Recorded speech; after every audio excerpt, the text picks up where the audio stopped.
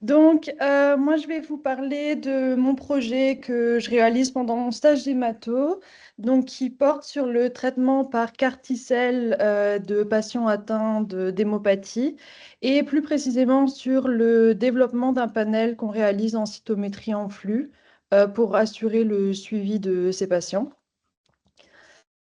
Donc, euh, Petit rappel du contexte, même si je pense que tout le monde le connaît, le cancer, ça reste un enjeu majeur de santé publique mondiale.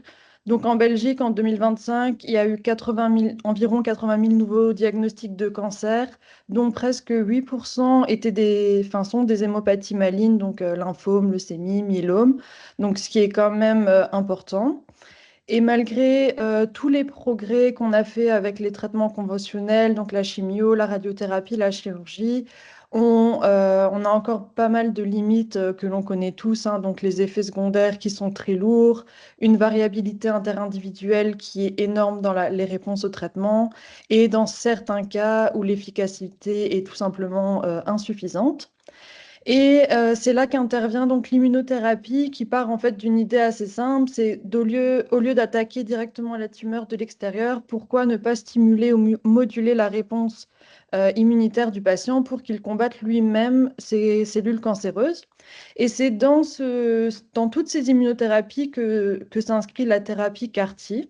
Donc en fait, c'est une approche totalement personnalisée où on va prélever les propres lymphocytes T du patient qu'on va modifier génétiquement en laboratoire pour qu'ils expriment un récepteur chimérique, donc le fameux CAR, et qu'on va ensuite réinjecter pour qu'il cible et détruise spécifiquement les cellules tumorales. Donc, on peut vraiment parler de sur-mesure biologique. D'aller plus loin, je vais faire un rapide rappel sur des connaissances qu'on a tous. Dans notre système immunitaire, on a notamment les lymphocytes T cytotoxiques, donc ceux qui sont CD8+. Ah, quelqu'un a pris le contrôle. Qui jouent un rôle de surveillance important dans tout ce qui est les cellules transformées, donc qu'elles soient infectées par des virus, qu'elles soient des cellules potentiellement cancéreuses. Et donc, comment ça marche physiologiquement? On a le TCR, donc le récepteur naturel des lymphocytes T, qui reconnaît des antigènes tumoraux présentés par le CMH de classe 1 à la surface des cellules transformées. Et une fois qu'il y a une reconnaissance, il va se former ce qu'on appelle une synapse immunologique, donc c'est-à-dire un contact vraiment très étroit entre le lymphocyte T et la cellule tumorale. Et à partir de là, le lymphocyte T va libérer des molécules cytotoxiques, donc en particulier la porphyrine et le granzyme B, qui, eux, vont mener à l'apoptose de la cellule cible. Donc c'est vraiment le mécanisme de destruction naturelle. On sait, grâce à de nombreuses études, notamment dans les cancers colorectaux et du sein, que la présence de lymphocytes T infiltrant les tumeurs est associée à un meilleur pronostic chez les patients. Et donc l'idée derrière les CAR-T, c'est vraiment d'exploiter et d'amplifier ce potentiel naturel du système immunitaire, mais en le rendant beaucoup plus spécifique et beaucoup plus puissant. Donc, euh, on a vu que les lymphocytes T, s'occupent naturellement des tumeurs, mais alors pourquoi cette réponse naturelle ne suffit souvent pas? Parce que les cellules tumorales sont très intelligentes et elles développent des stratégies d'échappement diverses. Je ne les ai pas tous citées parce qu'évidemment la liste est énorme, mais dans les plus connus, on a l'expression du PDL1 qui va inhiber la cytotoxicité des lymphocytes T, où on va avoir une perte d'antigènes tumoraux. Dans ce cas, on peut dire que la tumeur va devenir invisible. Voilà, il peut y avoir la sécrétion de facteurs immunosuppresseurs, la défense par une exocytose lysosomale. Donc tout ça, ça explique pourquoi on a besoin d'immunothérapie renforcée comme les CAR-T qui vont venir contourner ces mécanismes. Alors, ce qui est vraiment cool avec les CAR-T, c'est qu'on est vraiment à la croisée des trois approches thérapeutiques complètement différentes. Et c'est ça qui fait vraiment la puissance de cette immunothérapie. Donc, on a d'abord l'immunothérapie, c'est-à-dire qu'on va mobiliser le système immunitaire du patient pour qu'il reconnaisse ses propres cellules cancéreuses et qu'il les combatte activement. Donc, c'est vraiment le patient qui va faire lui-même le travail de tuer la tumeur. La deuxième dimension, c'est la thérapie cellulaire. Donc, contrairement aux anticorps monoclonaux ou aux petites molécules, ici, on utilise des cellules vivantes. On prélève les lymphocytes T qu'on va modifier en laboratoire et réinjecter. Donc, ce sont les propres cellules du patient. Donc, on évite tout ce qui est rejet de greffe, la compatibilité HLA à rechercher. Donc, c'est vraiment 100% autologue. Et le troisième aspect, c'est la thérapie génique, parce qu'on ne se contente pas de prélever et de réinjecter les cellules telles quelles, on va introduire du matériel génétique dans les lymphocytes T pour leur permettre d'exprimer donc une nouvelle protéine, donc le CAR, et c'est ce récepteur qui va leur donner la capacité de reconnaissance ultra spécifique de la tumeur. Donc c'est vraiment un triple combo entre immuno, cellulaire et génique. Brièvement, un petit rappel d'histoire, parce qu'on a l'impression que les CAR-T sont arrivés un peu du jour au lendemain sur le marché, mais en fait, ça fait plus de 30 ans qu'il y a déjà des travaux dessus. Et les premiers travaux, ils datent des années 80-90 avec des premières modifications des lymphocytes T. Mais voilà, à l'époque, les résultats étaient vraiment décevants. Les cellules ne s'expandaient pas bien, elles ne persistaient pas et puis elles n'étaient pas du tout efficaces. C'est dans les années 2010, avec les essais cliniques de Carl June à l'Université de Pennsylvanie, qui a travaillé sur des enfants atteints de l'ALB réfractaire. Et donc, ces CAR-T ont montré des rémissions complètes chez ces patients qui étaient vraiment sans option thérapeutique à ce stade. Donc, à partir de là, il y a une grande expansion de ce traitement. Et en 2017, il y a eu la première autorisation de mise sur le marché pour le tisage avec le sel, le Kymriah pour le traitement des LALB, qui a été suivi par l'axicaptagène siloleucel, donc le Yescarta pour faire plus simple, dans le traitement des lymphomes. Et depuis, ça ne fait que s'accélérer. Il y a une bonne dizaine de produits CAR-T qui ont été approuvés par la FDA et il y en a un peu moins en Europe, mais ça évolue. Et voilà, cette évolution, elle ne s'est pas faite au hasard. Les quartiers ont été optimisés au fil des générations. Donc, les premières générations, elles avaient juste un domaine de reconnaissance extracellulaire et un domaine de signalisation. Ça marchait, mais pas vraiment bien. Les cellules s'activaient, mais elles proliféraient pas assez et surtout, elles persistaient pas dans le temps. Donc, les chercheurs ont trouvé ensuite les CAR de deuxième génération où ils ont ajouté un domaine co-stimulateur, donc soit le CD28, soit le 4.1BB. Et là, il y a vraiment eu une différence majeure avec une expansion bien meilleure, une persistance dans le temps et une meilleure efficacité clinique. Donc, la deuxième génération, c'est celle qui est actuellement sur le marché. Les troisième et quatrième générations sont déjà en cours de développement avec des systèmes beaucoup plus sophistiqués. Je ne vais pas rentrer dans les détails, mais voilà, il y a par exemple la production de cytokines, le ciblage de plusieurs antigènes simultanément pour éviter tout ce qui est échappement tumoral. Donc, voilà. Donc, il y a beaucoup d'avantages au CAR-T. Il y a évidemment des défauts, mais on les verra après. Le premier point, ce qui est ultra important, c'est que la reconnaissance antigénique est totalement indépendante du HLA. Donc, contrairement aux TCR naturels qui ont besoin que l'antigène soit présenté par les molécules du complexe majeur d'histocompatibilité, le CAR reconnaît directement l'antigène à la surface de la cellule tumorale. Ça veut dire qu'on peut utiliser le même CAR chez n'importe quel patient, peu importe son typage HLA. Donc, c'est vraiment une application universelle. Le deuxième point intéressant, c'est que ça fonctionne à la fois pour les lymphocytes T CD4 et les CD8. Donc, les deux populations vont devenir actives. Donc, les CD8 pour la cytolyse directe, les CD4 pour le support cytokinique et la persistance. On verra d'ailleurs plus tard que le ratio CD4-CD8 est un facteur pronostic hyper important dans le suivi des patients.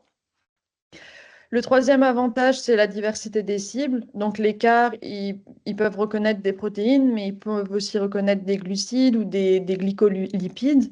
Donc, enfin voilà, on est au début d'un répertoire antigénique qui va être beaucoup plus large que ce que le TCR naturel peut faire. Le quatrième point, c'est la génération rapide de lymphocytes T spécifiques. Donc, en quelques semaines, on peut produire des millions de CAR-T fonctionnels, alors que avec d'autres approches d'immunothérapie, ça prend beaucoup plus de temps. Il y a un risque minimal d'auto-immunité ou de maladie du greffon contre l'autre parce que ce sont encore une fois les propres cellules du patient, donc c'est 100% autologue. Il n'y a pas de réaction de rejet ou de GVH comme on peut voir dans les greffes allogéniques. Et le dernier point, on peut dire que c'est un médicament qui est vivant. C'est une seule perfusion et les cellules vont se multiplier in vivo. Elles vont persister pendant des mois, voire des années et continuer à faire leur job de surveillance immunitaire. Donc c'est complètement différent d'une chimio où il faut des cycles répétés. Ici, c'est vraiment un one-shot et ça reste actif un long moment. Actuellement, il y a 6 molécules qui ont été approuvées en Europe et elles sont indiquées principalement dans le traitement, uniquement en fait dans le traitement des hémopathies malignes B, donc lymphome, leucémie. Et il y a 2 grandes cibles qui sont utilisées, donc c'est le CD19 et le BCMA. Et donc, ça a permis l'approbation de 6 médicaments au niveau européen. En Belgique, actuellement, il n'y en a que 4 qui sont disponibles. Mais vu la vitesse à laquelle ça avance, j'imagine que dans très peu de temps, les 2 autres se joindront. Donc, le CD19, c'est le CAR-T le plus utilisé actuellement. Donc, pour rappel, c'est une protéine de surface qui est principalement exprimée par les lymphocytes B, donc dès le stade pro-B jusqu'au stade lymphocyte B mature. Et ce qui est hyper intéressant, c'est que le CD19, il n'est pas exprimé sur la cellule souche hématopoïétique de la moelle osseuse.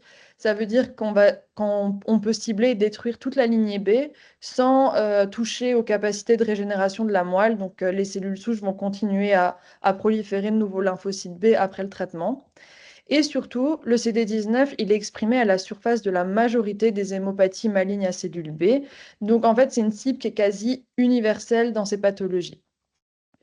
Donc, le mécanisme d'action, il est assez direct, hein. Le CAR, il va reconnaître le CD19, les cellules CAR-T vont s'activer, se multiplier et inhiber la croissance des cellules tumorales par cytolyse directe.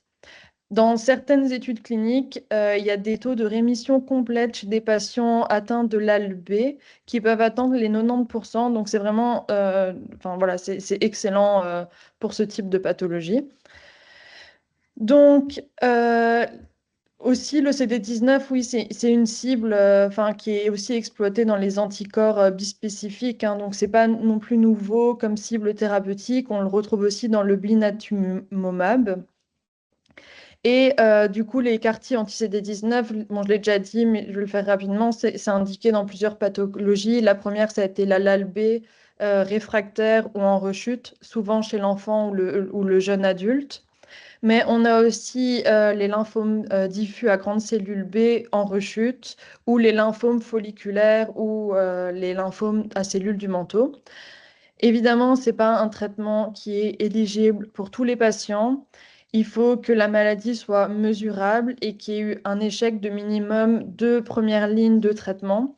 Il faut aussi que les patients présentent une fonction organique préservée parce qu'on va le voir après, mais c'est des traitements qui ont l'air tout beau, tout rose, mais qui présentent des toxicités qui peuvent être très sévères. Et il faut quand même des patients qui soient capables de les supporter. La deuxième cible, c'est le BCMA. Donc, c'est une protéine qui appartient à la superfamille des récepteurs du TNF. Donc, elle lie 2 ligands très importants pour la survie des cellules B, donc le BAF et le APRIL, qui sont des facteurs de croissance qui favorisent la prolifération et la survie cellulaire. Et ce qui est vraiment cool avec le BCMA, c'est que son expression, elle est très restreinte. On la retrouve principalement sur les plasmos et les lymphocytes B matures. Donc, l'expression, on voit qu'elle est beaucoup plus limitée que le CD19. Et le BCMA, ce qui est bien, c'est qu'il est exprimé de façon quasi universelle sur les cellules du myélome multiple, avec des niveaux d'expression qui sont généralement assez élevés. Donc, en fait, ça en fait vraiment une cible idéale pour cette pathologie parce qu'on va pouvoir cibler spécifiquement les cellules myélomateuses sans toucher aux autres lignées hématopoïétiques. Et contrairement au CD19, où on va avoir une aplasie B prolongée après le traitement, ici, l'impact sur le compartiment B normal est beaucoup plus limité. Donc, comme je l'ai dit, l'indication, c'est le myélome multiple, donc récidivant, réfractaire. Et là, les critères sont encore plus stricts. Le patient doit avoir reçu au moins 4 lignes de traitement thérapeutique, hein, anticorps anti-CD38, inhibiteur du protéasome, tout ce qu'il y a sur le marché. Mais les essais cliniques dans le myélome multiple sont vraiment très, très, très bien pour le traitement du myélome multiple avec des rémissions complètes jusqu'à 70 à 80% selon les études. Et voilà, comme je l'ai dit, les CAR-T, c'est vraiment le début et on peut viser beaucoup de cibles avec. Il y a pas mal d'études qui se concentrent sur d'autres pathologies qui sont non hématologiques. Il y a notamment les maladies auto-immunes. Et là, ce qui est vraiment bien, c'est qu'il y a des résultats très prometteurs, notamment dans le lupus érythémateux systémique où les CAR-T anti-CD19 montrent des taux de rémission de l'ordre de 85%. Voilà, ça a été publié en janvier dans Nature en début janvier. Il y a aussi des études qui montrent des résultats encourageants dans la myasthénie grave ou dans la sclérose en plaques. Et il y a aussi un autre défi, c'est les tumeurs solides. Alors là, les études sont prometteuses, mais un peu plus compliquées parce que les tumeurs solides, comme vous savez, il y a aussi le micro-environnement immunosuppresseur et l'hétérogénéité tumorale importante. Donc, il faut vraiment que le CAR-T y migre et infiltre la tumeur pour être efficace. Il y a notamment eu des études très intéressantes que j'ai mis en bas dans le mélanome uvéal où il y a une réponse objective à 40%. Donc, c'est vraiment le début dans ce type d'application, mais j'ai pas de doute que ça va progresser dans les années futures. Concernant le patient, il y a toute une logistique hein, derrière une thérapie CAR-T. C'est pas juste une perfusion et hop, c'est fini. Il y a d'abord tout un dossier d'évaluation d'éligibilité du patient. Donc, comme j'ai dit, tout le monde ne peut pas les recevoir, hein, déjà parce que c'est extrêmement cher, soyons honnêtes. Et il y a d'autres conditions, donc il faut vérifier la fonction cardiaque, rénale pour s'assurer qu'il n'y ait pas de contre-indication. Une fois que le patient est éligible et qu'il est dans un centre approuvé CAR-T, donc par exemple bordé, il va subir une étape d'aphérèse où on va venir prélever ses lymphocytes T par cytaphérèse. Donc c'est assez rapide, hein, ça prend une demi-journée. Ces cellules vont être congelées et envoyées dans un laboratoire de fabrication des CAR-T. Pendant ce laboratoire,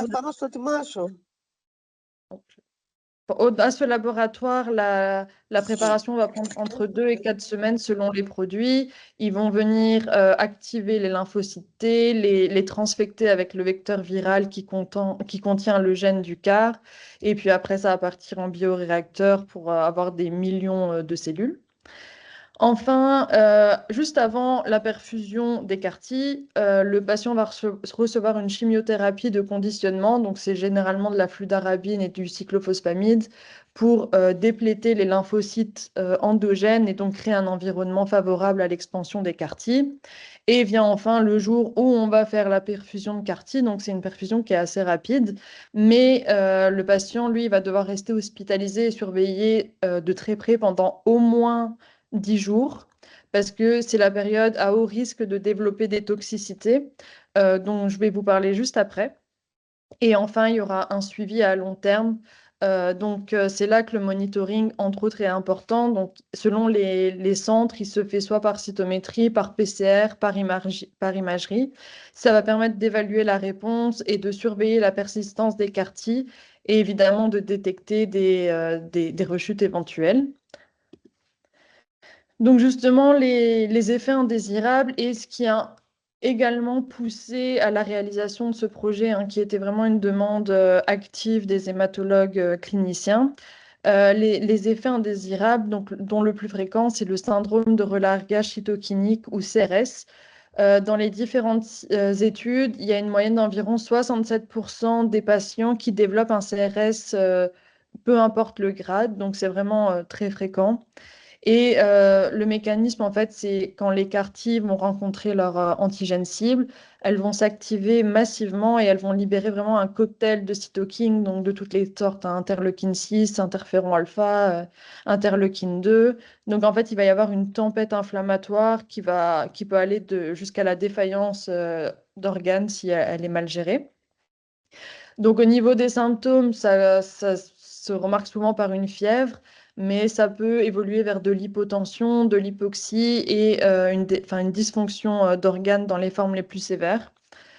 Donc, voilà, il y a une classification qui a été, un consensus qui a été établi pour grader ce type d'effet indésirable, donc qui va du grade 1 au grade 5, et ça, c'est hyper important du coup pour la prise en charge. Prise en charge qui est notamment faite par le tocilizumab, qui est en fait un anti-interleukin 6, donc qui fonctionne assez bien dans la majorité des cas, mais s'il n'est pas suffisant, on peut ajouter des corticoïdes. Donc les CRS, ils surviennent généralement entre le J2 et le J14, mais il y a vraiment un pic aux alentours du J7, et on verra après que c'est totalement corrélé à l'expansion des quartiers.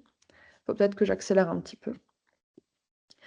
Le deuxième toxicité, c'est la neurotoxicité.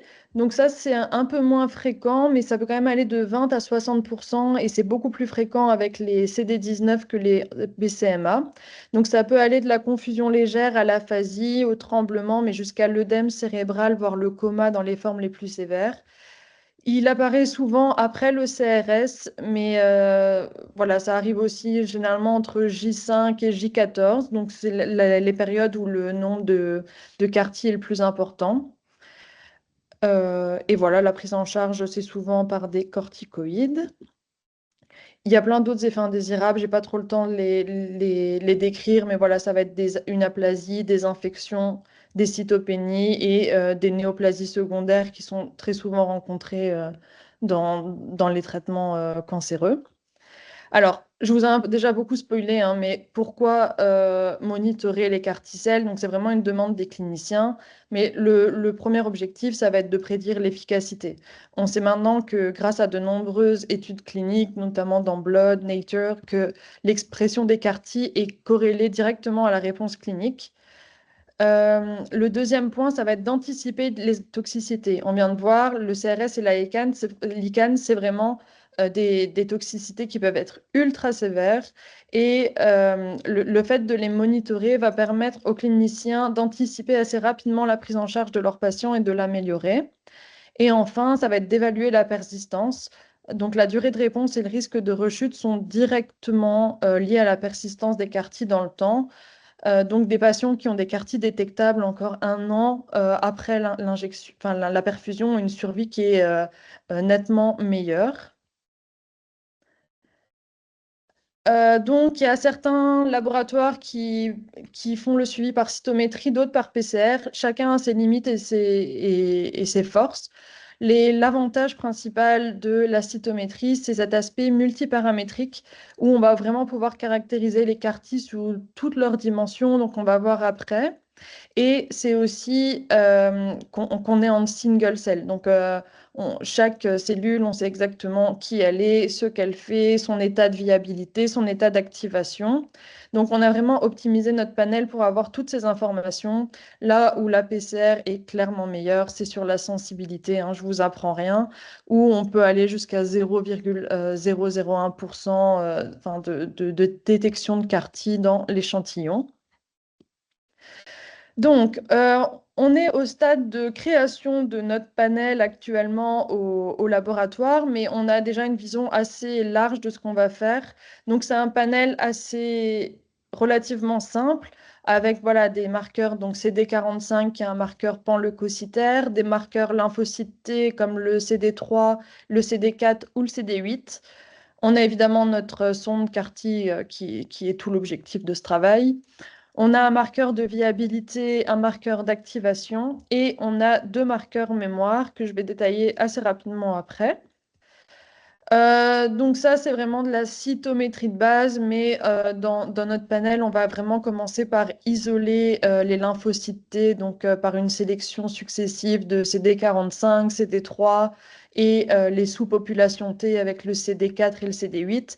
Et au sein de ces sous-populations T, on va rechercher celles qui sont positives pour le CAR. On sait maintenant que, grâce à des études publiées récemment, que le ratio CAR plus des CD4, CD8, il n'est pas du tout anodin. Au contraire, un ratio qui est bas est associé à de vraiment meilleures réponses et une survie sans progression beaucoup plus longue. Donc, 76 vs 31%. Et en fait, ça veut dire que les produits CAR-T qui sont dominés par des CD8 sont antitumoralement beaucoup plus efficaces. Donc, il y a vraiment un intérêt à quantifier les quartiers au sein de ces sous-populations pour avoir une idée de l'efficacité du traitement chez le patient. Dans notre panel, on a ajouté aussi deux marqueurs. Voilà, le 7-AAD qui est un marqueur de viabilité. Donc, en fait, c'est un colorant fluorescent qui va traverser qui ne peut pas traverser justement une membrane intacte. Donc, il va juste marquer des cellules mortes ou en apoptose. Donc ça va nous permettre d'exclure toutes les cellules qui sont non viables de notre analyse. Et ça nous permet voilà, de ne garder que les cellules fonctionnelles et de faire un tri important. Et on a lâché l'ADR. Donc, c'est une molécule du CMH de classe 2 qu'on va retrouver sur les cellules présentatrices d'antigènes. Et en fait, les quartiers qui sont HLA-DR+, va nous indiquer pas mal de choses, notamment que ce sont des cellules qui sont en mode activation maximale, donc hautement cytotoxiques. Donc, il y a une corrélation directe avec la capacité de la lisse tumorale. Euh, donc, je ne vais pas tout détailler parce que je suis un peu à la bourre, mais dans la littérature, on voit vraiment que quand l'HLA-DR est bien présent sur les quartiers, l'effet cytotoxique est statistiquement beaucoup plus augmenté dans ce cas-ci. Ensuite, on a le phénotype mémoire qu'on a voulu intégrer à notre panel parce que la littérature montre aussi qu'il est important. Donc, on a mis deux marqueurs, le CCR7. Donc, en fait, ça, c'est un peu le GPS lymphoïde. Donc, les cellules qui sont CCR7+, vont retourner dans les ganglions lymphatiques pour se multiplier et se renouveler. Et on a le CD45RA qui est une isoforme du CD45 qui va être retrouvé sur les T naïfs, mais aussi réexprimé dans une population très différenciée qui est les TEMRA. Et donc, ça va nous permettre de définir quatre grandes populations de lymphocytes. Donc, les naïfs qui seront positifs pour les deux marqueurs. Donc là, c'est vraiment les cellules qui n'ont jamais rencontré d'antigène. Donc, leur potentiel de prolifération est énorme. On a les lymphocytes à mémoire centrale qui sont uniquement positifs pour le CCR7. Donc ça, c'est vraiment celles qui nous intéressent le plus dans les CAR-T.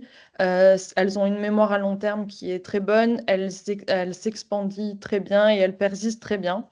Par contre, les mémoires effectrices et les TEMRA, ils sont beaucoup moins intéressants.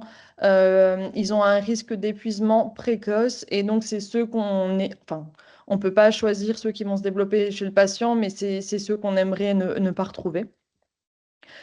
Donc la sonde CAR, rapidement, nous, on va faire les premiers tests sur celle qui est vendue par la firme BD. Donc voilà, c'est une protéine recombinante de fusion. BD promet une sensibilité élevée jusqu'à 0,1% de CAR-T, donc ce qui est très bien pour le monitoring clinique et la persistance à plusieurs mois. Donc, bon, je vais pas répéter tout ça, mais voilà, ça, c'est un peu ce qu'on va rendre sur les protocoles adressés aux médecins, donc les différentes populations T, le pourcentage de CAR-T parmi ces populations, le phénotype mémoire et le statut d'activation dans les CAR-T et dans les non-CAR-T. Ça aussi, je l'ai déjà répété pas mal de fois, mais la cinétique typique des CAR-T, c'est un point clé pour comprendre pourquoi on monitore. Donc, il y a vraiment une phase d'expansion autour du J7 et 14 où les CAR-T vont proliférer en masse. Et donc, voilà, il va y avoir un Cmax qui va être corrélé à l'efficacité, mais aussi à la toxicité.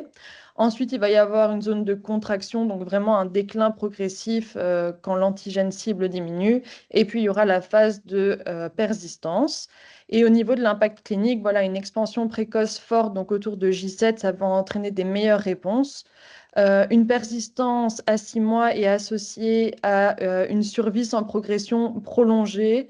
Et il y a aussi des études qui ont montré qu'on a des bons répondeurs et des moins bons répondeurs. Et dans ce cas, la différence de PFS, elle est vraiment énorme entre 561 jours et 168 jours pour les mauvais répondeurs. Donc, nous, en pratique, on va suivre les patients à J0 tous les jours entre J7 et J14, parce que c'est vraiment la zone dangereuse, on va dire. Puis à J28, et ensuite, il y aura un suivi une fois par mois. Donc ça a été défini avec les cliniciens. Donc ça aussi, je l'ai déjà dit, donc je vais aller très rapidement, mais voilà, donc l'intérêt du monitoring cytométrique, c'est aussi pour anticiper et gérer les effets indésirables. Donc une expansion, enfin un Cmax important est directement corrélé avec la sévérité du CRS. Donc une expansion très importante va souvent mener à des CRS de grade 3 minimum. Et on a vu aussi dans les études que les CAR-T qui sont CD4+, jouent un rôle majeur dans la toxicité. C'est souvent dans ce cas qu'on retrouve des CRS sévères. Pour les ICANS, ils sont aussi associés à des pics de CAR-T massifs en aussi généralement des CD4+. Et donc voilà, c'est vraiment le but du monitoring, ça va être vraiment d'anticiper et d'aider les cliniciens à gérer au mieux la prise en charge de leurs patients. Et donc pour conclure, donc on est vraiment au début de ce projet, mais on avance bien et enfin, je pense que ça va le faire. Mais du coup, voilà, on a préparé un panel qui est vraiment optimisé pour un monitoring complet des quartiers, donc des sous-populations T, de leur statut activationnel et du phénotype mémoire. Les paramètres qu'on a choisis vont permettre d'indiquer une valeur pronostique à nos cliniciens, notamment la persistance sur 6 mois, le ratio CD4, CD8 qui devrait être bas de préférence et le phénotype mémoire centrale. Ça va aussi leur permettre de les aider dans le suivi de la toxicité qui est caractérisée par une expansion massive des CAR-T. Et voilà, j'ai mis quelques perspectives, mais vous avez vu que il y a plein d'autres pathologies qui pourraient être traitées par CAR-T et je pense que ça va arriver dans les années futures. Par contre, il manque clairement une harmonisation entre les différents centres où chacun fait son panel. Donc, le suivi d'un patient d'un hôpital à un autre est pour le moment très compliqué. Donc voilà, merci à tous et je voudrais aussi remercier Stéphanie de Trèbes qui est vraiment une aide précieuse dans ce projet et voilà.